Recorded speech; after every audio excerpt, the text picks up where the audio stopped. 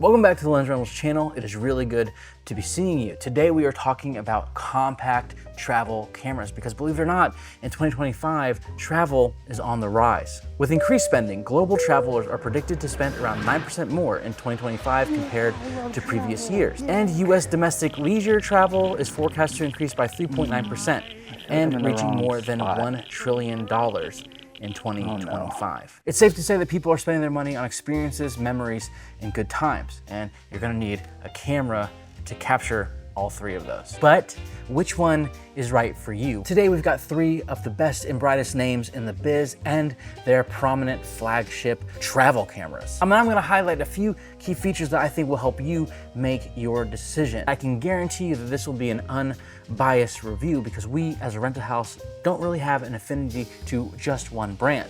We have an affinity to the brands that help you bring your creative vision to life. Let's talk about each camera that we're reviewing, starting with the Leica Deluxe 8. The Leica Deluxe 8 is an interesting little creature. A dubious little creature. This camera has a 17 megapixel sensor, but it is micro four thirds. And if you're wondering what that is, let me do a quick deep dive. A micro four thirds sensor is a smaller sensor with a measurement of 17.3 by 12 millimeters. For comparison, full frame sensors are about 36 by 24 millimeters. So yeah, tiny. Micro four thirds sensors give you a 2 times crop, whereas a standard APS-C censored camera gives you a 1.5 times crop, and a full frame sensor will give you a 1:1 image. The benefit of a smaller micro four thirds sensor is that you're gonna have a lighter, smaller body. The Leica Deluxe 8 has a Leica DC Vario Sumilux 10.9 to 34 millimeter f1.7 to 2.8 lens, which is equivalent to about 24 to 75 millimeters with the crop factor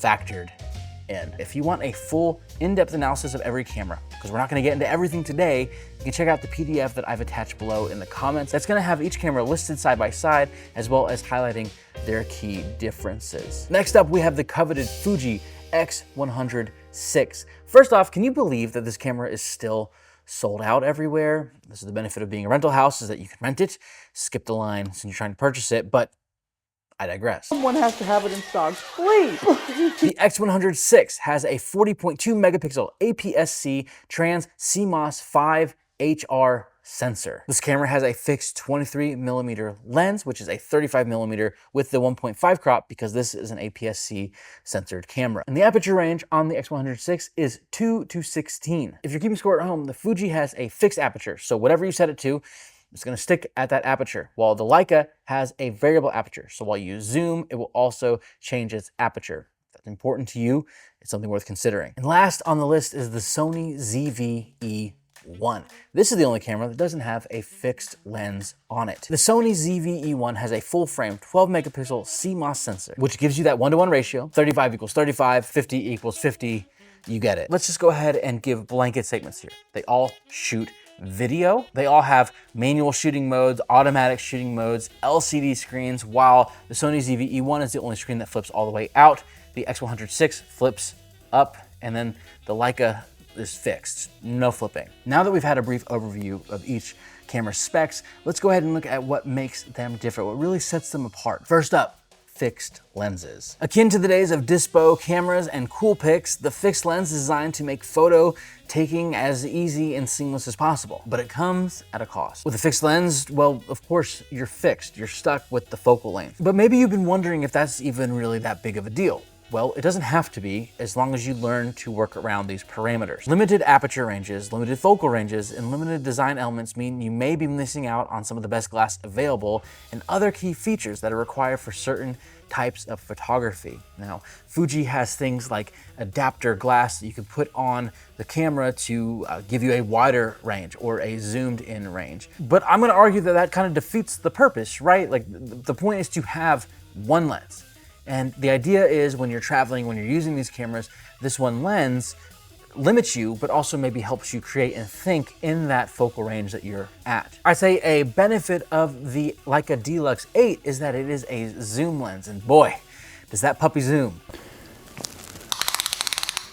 Which is nice if you're not able to get as close as you want, but then you're gonna deal with the aperture change, which maybe is something you don't want. Now enter the Sony ZV-E1, an E-mount Sony camera that welcomes a whole line and array of really nice Sony glass. And not to mention adapters that welcome non-negative lenses to your lineup. You really are going to have options that you simply won't have with the Deluxe 8 or the X100VI. So what's the con? Well, you ever pack a camera bag full of lenses? Not always the most fun thing, is it? I know that when I go on trips with my wife or my friends and I bring all of my kit, they're annoyed with me because I'm stopping, changing lenses every other minute, really freaking out about getting the right shot. I need one more photo. Just one, move on. It's like when you have all these options, technically you can create any image with any focal length. But when you're limited, not every image that you see you can necessarily create, but it may challenge you to create differently. What does sensor size actually look like for you in application as a photographer? Pros and cons with sensor sizes are clear, but let's quickly talk about megapixels. I've often heard high megapixels are for printing your photos, and that's true, but in my opinion, it's not as serious unless you're printing massive. Now, I don't know about you, but I'm not filling up a wall behind me with one photo. What seems to be the problem here? Where I do find value in high megapixels is in the crop. So let's go ahead and look at the image we just shot, keeping in mind the megapixel count for each camera. And let's go ahead and punch in 2 times and 4 times, just in case sensor size isn't as important to you, but megapixels are. Now I just know that there's someone brewing in the comments right now. We're talking about portable travel cameras and they're probably thinking to themselves, why hasn't this dude mentioned Ricoh? I know my friend Keith is really pissed at me because he loves Ricoh, and not that I don't love them, but I didn't want to include them in this video because that, in my mind, is definitely more of a point and shoot camera. Now, I will say the Deluxe 8 and the Ricoh share a lot of similarities. Maybe we should compare those two in the next video. But for this video, Ricoh, sorry, you're out. You're not in this one. Let's go ahead and stack these 3 up as to which ones are the most portable. Let's start with the ZV-E1. The body of this camera is small, coming in at 4.8 by 2.8 by 2.1 inches and weighing a whopping 399 grams or 1.1 pounds with the battery and SD card inserted. Looking at the X100VI, this camera measures 5 by 2.9 by 2.2 inches and weighs 1 pound without the battery and 1.1 pounds with the battery and media. Lastly, we have the Leica Deluxe 8, which comes in at 4.7 by 2.7 by 2.4 inches and weighs 397 grams with the battery and media included. But do any of them fit in your pocket? No.